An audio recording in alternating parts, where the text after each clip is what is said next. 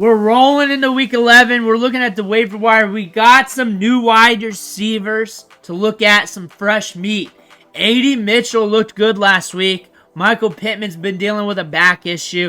Is Adonai Mitchell going to go off on the back end of the season? Is this his rookie ramp up? Is this his time he's going to shine and become that new top end wide receiver for fantasy football, or a guy that we're just looking at for fantasy football for the back end of the season?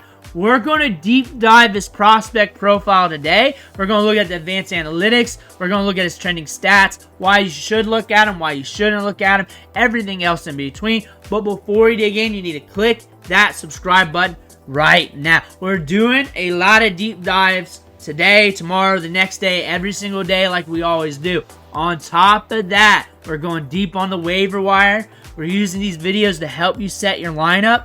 We're just helping you win your league. Click that button. Stop missing out. Ric Flair's watching you. You do not want to disappoint Ric Flair. But looking at Adonai Mitchell here, Michael Pittman was out. He's been dealing with a back issue. We'll see what's up in the future. But he's dealing with this issue that's nagging him. And now we're looking at the other wide receivers stepping up with more opportunity. Adonai Mitchell in his first game with Michael Pittman out. Ran a ton of snaps, mostly out wide. Got a large route participation rate, 6 targets for a 17% target share, 6 catches for 71 yards. And there was a good indicator this was going to happen going into the week from a lot of the advanced metrics. Going to be sharing those with you, and that might be the selling point for you, but the situation might be the selling point for you to stay away. But looking at Adonai Mitchell, we started off the season getting a good snap share. Things dwindled from there. Came back this week, got a 94% snap share. We were out there a lot, getting a lot of good opportunity. Michael Pittman banged up, allowed him to shine. This offense has been up and down all year, from Anthony Richardson to Joe Flacco, everything in between. It is what it is. Adonai Mitchell, heading into week 11, ranks first in the NFL in average separation score and leads in target rate versus man coverage at 52.4%. So when he's on the field, he's cooking. He is cooking. We've said this off and on throughout the year. Maybe not a separate video for him to say this, but in waiver wire videos and everything else, whenever we talked about him, whenever he's out on the field, he is cooking.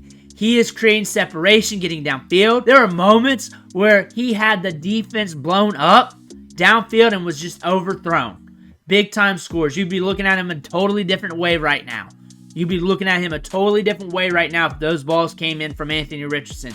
Adonai Mitchell, when he's getting the opportunity, he is cooking. The ball's not going his way all the time. He's not on the field a lot. But when he gets his opportunity, he cooks. And from what he's doing on the field, when he gets an opportunity, he's going to take advantage of that because he's constantly cooking and doing well. On top of that, going into like week 6, top in the rookie class and first read target rates.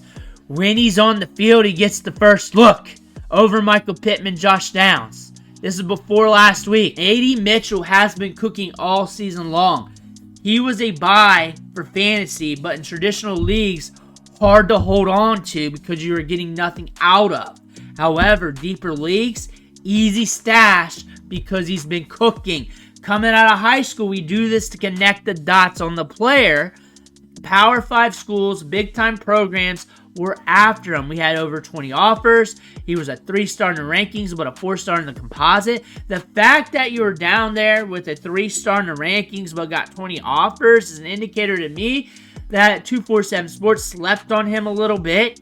They were not really taking him all the way in as a prospect. Maybe did not do their due diligence in scouting him. And I can easily say that because I will cover every recruiting prospect throughout the offseason. All top 300 plus players that's on the lists on this channel. Go through all the scout reports on all the sites and let you know where they're lacking at, where they're not taking things serious. That lets me know that somebody somewhere did not take him 100% serious coming out of college. They did not do their due diligence. A 3-star with 20 offers. We got Power 5 schools like Georgia, Ole Miss, and Auburn looking at him. should have at least been a 4-star in the rankings. And it kind of came fruition when we got to Georgia because he was lighting it up on the tape. We had some injuries there. We go to Texas, 845 yards and 11 touchdowns. Not 1,000 yards receiving. We did not hit that threshold. But when you look at advanced analytics, you look at the ADOT. Look at that average depth of target there. 16, 15, 15 with 2 different collegiate programs. What does that scream to you? We get the ball deep downfield. We make big plays. We're a big play wide receiver. You go look at the tape. You see him creating separation at the college level, breaking off guys with good route running. That is a wide receiver you want to take a look at for your NFL team. And also, long-term wise, fantasy football. Now, going back to the NFL stats here, because we are connecting the dots here. ADOT per game, 16, 22, 38, 22, 12, 20, 21. Deep ball city. Deep ball city when he's on the field. And now, remember what I said earlier. Cooking on first read targets. He's cooking on separation. And we're getting an ADOT like this. So if things ramp up, if volume ramps up, this could be a wide receiver that explodes for you.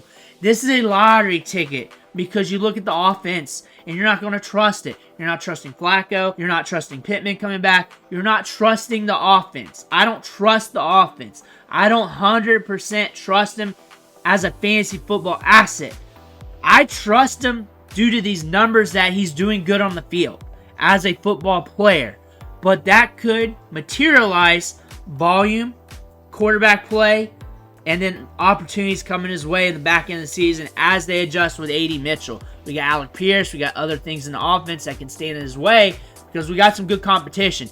The Colts have some good pieces in this offense. Adonai Mitchell can stretch the field. We got 4.3 speed. We can get downfield. We're lightning fast. We're quick off the brakes as well. Is an underrated wide receiver for fantasy football. A lot of people were not talking him up. A lot of people have been talking him up. But Adonai Mitchell's got a lot of upside. Coming out of college, you may be like, he's not that nuanced, he's not this. Shut the front door on that because he can break off routes all over the field. We're seeing it at the NFL level. We see it at the college level. We saw it at Georgia. We saw it at Texas. We're seeing this. This is a good wide receiver with a lot of upside here. The upside's grand. He's a lottery ticket. But the steak's in the pan, the oil's simmering, now we just got to cook the meal. The oil's simmering right now on this prospect. Now the meal's got to start cooking. Can we cook? Because it's simmering. It's getting hot. The steak's not seared yet, but we're getting there. More opportunity. Maybe turn the flame up a little bit more. Maybe allowing the pan to sit there a little bit longer. It's going to start searing. Do you want to wait on that to see if that steak cooks? Or do you think it's going to stay raw and uncooked? You're looking at this offense here. It's up and down. You got a lot of competition here. Honestly, this is a good group of wide receivers that's just getting sucked down with bad quarterback play. Josh Downs, Michael Pittman, Alec Pierce, Adonai Mitchell. That's a good group of wide receivers. That's a good group because we know Michael Pittman can ball. We know Josh Downs can ball. Alec Pierce is a good deep threat who's been stepping up. Adonai Mitchell's got a lot of talent. Ashton Doolin's a good small schooler who's been able to kick around at the NFL level. This is a good batch of wide receivers, and all these wide receivers are giving you this. Josh Downs a little bit more consistent when you look at his scoring graph, but still, it's like this because of the quarterback play. You're not going to 100% trust it, but this is a wide receiver that's simmering right now.